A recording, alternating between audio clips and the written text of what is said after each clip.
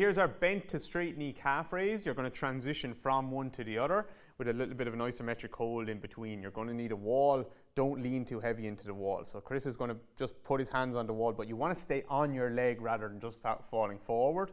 He's going to use his left leg, so we'll show you the straight knee, which is like the end position.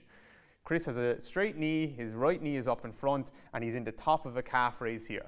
If you hold this position, you should feel your calf working quite nicely from there.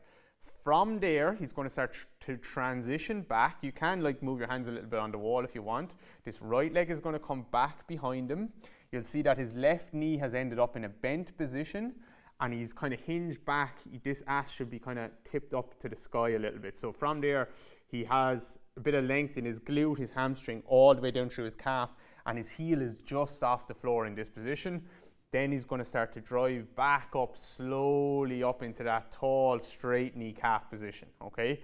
The heel is as high as he can get it in that position. Again, he's going to hinge back. He's trying to get length all the way through here, so you don't want to flex your spine or anything like that. His heel is barely off the floor in this position, and he's going to drive up. Right knee comes up in front, and he ends up in a straight knee position. So he got extension, extension, and extension.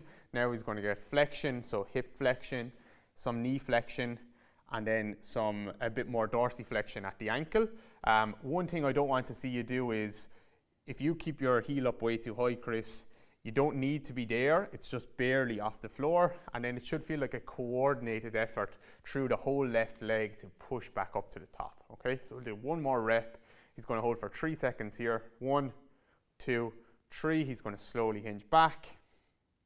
Try and get as much length all the way through here as he can. Hold 1, 2, 3, and then he's going to push back up.